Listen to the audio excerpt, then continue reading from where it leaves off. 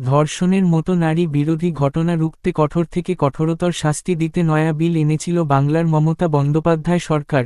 সেই অপরাজিতা বিল অনুযায়ী শিশু নারীদের ধর্ষণের পর খুন এসব গুরুতর ঘটনায় দোষীদের মৃত্যুদণ্ডের বিধান রয়েছে। বিল আগেই বিধানসভায় পাশ হয়ে গিয়েছে, তা অনুমোদনের জন্য রাষ্ট্রপতির দরবারে পাঠানো হয়েছিল।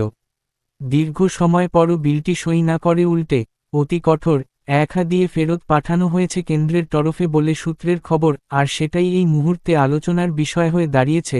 তবে কি নারীদের বিরুদ্ধে অপরাধ রুখতে যেখানে দেশের একমাত্র মহিলা মুখ্যমন্ত্রী সর্বোচ্চ সাজার পক্ষে, সেখানে কেন্দ্রের মনোভাব কি নমনীয়?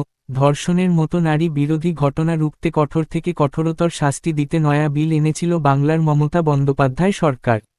সেই অপরাজিতা বিল অনুযায়ী শিশু নারীদের ধর্ষণের পর খুন এসব গুরুতর ঘটনায় দোষীদের মৃত্যুদণ্ডের বিধান রয়েছে। বিল আগেই বিধানসভায় পাশ হয়ে গিয়েছে, তা অনুমোদনের জন্য রাষ্ট্রপতির দরবারে পাঠানো হয়েছিল। দীর্ঘ সময় পরও বিলটি সই না করে উল্টে অতি কঠোর একহা দিয়ে ফেরত পাঠানো হয়েছে কেন্দ্রের তরফে বলে সূত্রের খবর। আর সেটাই এই মুহূর্তে আলোচনার বিষয় হয়ে দাঁড়িয়েছে। তবে কি নারীদের বিরুদ্ধে অপরাধ রুখতে যেখানে দেশের একমাত্র মহিলা মুখ্যমন্ত্রী সর্বোচ্চ সাজার পক্ষে, সেখানে কেন্দ্রের মনোভাব কি নমনীয়? গত আগস্টে আর.জি. কর হাসপাতালে তরুণী চিকিৎসকের ধর্ষণ হত্যাকাণ্ডের পর রাজ্যের নারী সুরক্ষায় আরও জোর দিতে কঠোরতম আইন প্রণয়নের কথা ভেবেছে রাজ্য সরকার, বিশেষত রাজ্যের মুখ্যমন্ত্রী মমতা বন্দ্যোপাধ্যায়। ভাবনামতোই কাজ। 2024 সালের সেপ্টেম্বরেই বিধানসভায় পাশ হয় অপরাজিতা বিল। তাতে ধর্ষণের মতো অপরাধে দোষীর সর্বোচ্চ ফাঁসির সাজা দেওয়ার প্রস্তাব দেওয়া হয়। বিল পাশের পর অনুমোদনের জন্য রাজভবনে পাঠানো হয়।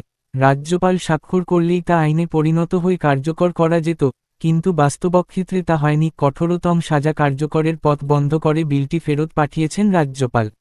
বিষয়টি নিয়ে সংবাদমাধ্যমে প্রতিক্রিয়া দিতে গিয়ে তৃণমূলের অন্যতম রাজ্য সাধারণ সম্পাদক কুণাল ঘোষ বলেন, মমতা বন্দ্যোপাধ্যায়ের নেতৃত্বে বাংলার সরকার যতটা নারী সুরক্ষায় সচেষ্টা, বিজেপি ঠিক তার উল্টো। বিজেপি দোষীদের কঠোরতম চায় না, এবার বিজেপির মুখোশ খুলে যাচ্ছে।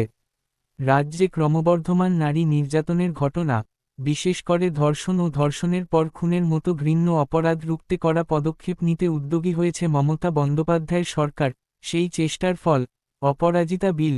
2024 সালের সেপ্টেম্বরে বিধানসভায় পাশ হয় এই বিল, যেখানে শিশু ও নারীদের গণধর্ষণ বা ধর্ষণের পর খুনের মতো অপরাধে দোষীদের সরাসরি মৃত্যুদণ্ডের বিধান রাখা হয়েছে। রাজ্য সরকারের দাবি, অপরাধীদের কড়া শাস্তি না দিলে নারী সুরক্ষা সম্ভব নয়।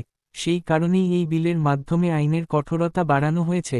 মুখ্যমন্ত্রী মমতা বন্দ্যোপাধ্যায় নিজে এই বিলের পেছনে ছিলেন সবচেয়ে সক্রিয়। আর.জি. কর হাসপাতালে তরুণী চিকিৎসককে ধর্ষণ ও খুনের ঘটনার পর এই আইন প্রণয়নের প্রয়োজনীয়তা আরও তীব্র হয়। তবে বিলটি নিয়ে কেন্দ্রের সঙ্গে সংঘাতও তৈরি হয়েছে।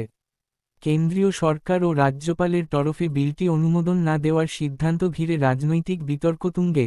রাজ্য সরকার এই বিল রাষ্ট্রপতির কাছে পাঠালেও তা আপাতত ফেরত পাঠানো হয়েছে বলে সূত্রের খবর। নারী সুরক্ষাকে কেন্দ্র করে এই আইনি ও রাজনৈতিক সংঘাত ঘিরে নতুন করে আলোচনার ঝড় উঠেছে সমাজে। অনেকেই বলছেন, অপরাধীদের কড়া শাস্তি দেওয়ার জন্য এমন আইন জরুরি, আবার কেউ কেউ আইনের অপব্যবহারের আশঙ্কাও করছেন।